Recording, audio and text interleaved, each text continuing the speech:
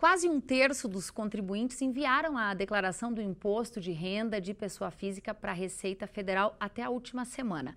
Lembrando, o prazo vai até o dia 30 desse mês e a estimativa é receber mais de 30 milhões de declarações. Para falar sobre como está a entrega de declarações aqui na região de Passo Fundo, nós convidamos o auditor fiscal da Receita Federal, Cláudio Morello. Seja muito bem-vindo ao PFTV.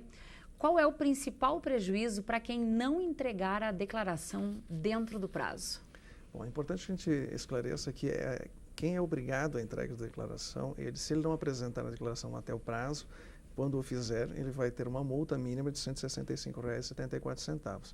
Além disso, o CPF dele pode ficar suspenso e isso implica em muitas restrições, principalmente fiscais e outros benefícios.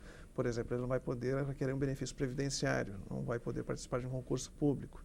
Agora, as pessoas que não são obrigadas à entrega da declaração, elas podem vir a fazer isso em qualquer momento dentro do prazo de 5 anos, a partir da data da entrega, que seria observada, e não há prejuízo nenhum, tanto para a questão do CPF quanto no caso de multa. Quem está hoje obrigado pela Receita Federal a entregar, a comunicar os seus rendimentos? Bom, existem vários motivos que têm que ser analisados independentemente um do outro. Mas o que é mais comumente divulgado é ter obtido rendimentos no ano passado, principalmente de fontes de rendas do trabalho, ou então de aluguéis, arrendamentos, por exemplo, que no somatório superem a R$ 28.500.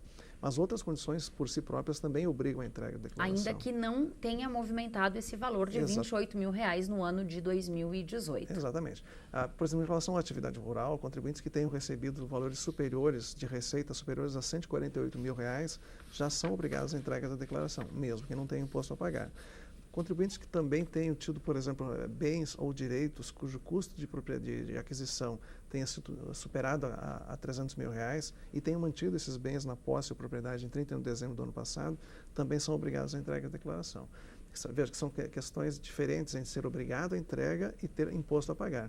Não necessariamente vai ter imposto a pagar, mas pode estar obrigado à entrega. E se não fizer, tem prejuízo. Precisa informar o governo o que movimentou, como movimentou e por quê, principalmente. Exatamente. Há mudanças significativas no modelo de declaração do ano passado para esse? Bom, a principal mudança em relação do ano passado a esse foi em relação aos CPFs. Ano passado, alguns contribuintes que figuravam na declaração não tinham necessidade de que se informasse o CPF. A partir desse ano, todos os contribuintes, todos os dependentes, independentemente da idade que tenham, têm que ter o seu CPF informado.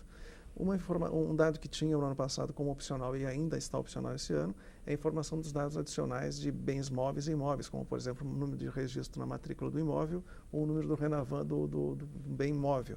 A partir do ano que vem, tudo indica que esses dados serão obrigatórios. Então, é interessante que o contribuinte já tenha em mãos e faça, se possível, a informação esse ano, que vai facilitar bastante o ano que vem.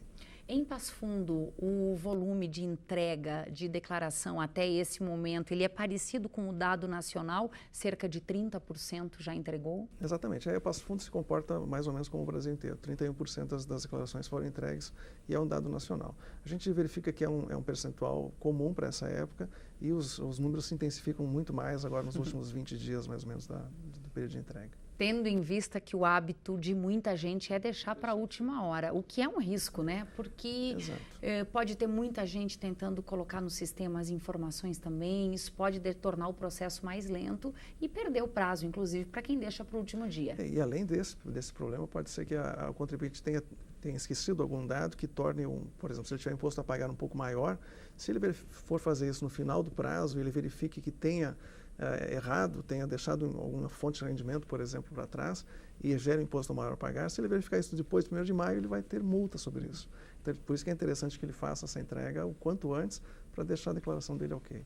Quantas mil declarações são esperadas em Passo Fundo? Em Passo Fundo, em torno de 42 a 43 mil declarações. Na região que a delegacia de Passo Fundo atua, que são mais de 108 municípios, em torno de 142 a 143 mil declarações. Esse número de 42, 43 mil declarações para 2019, referente ao ano de 2018, ele é parecido com o do ano anterior? Cresceu, diminuiu?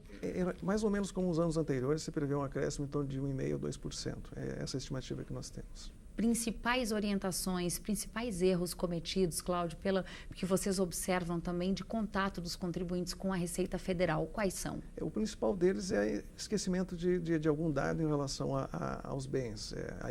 Aí, por exemplo, esquecer um bem que o ano passado não estava declarado e aí, na verdade, deveria ter. A apuração do ganho de capital é outro caso interessante. O ganho de capital, o contribuinte tem que ter feito o cálculo na data da venda e recolhimento um mês depois do recebimento e não só fazer o recolhimento agora. Outras fontes de rendimentos quaisquer, aluguéis, por exemplo. Um erro muito comum que se vê é o arrendamento de imóveis rurais. Ele deve ser declarado como um rendimento de aluguel, sujeito a carnê-leão. É comum que as pessoas declarem erroneamente como rendimentos da atividade rural, que tem um benefício tributário muito, muito maior.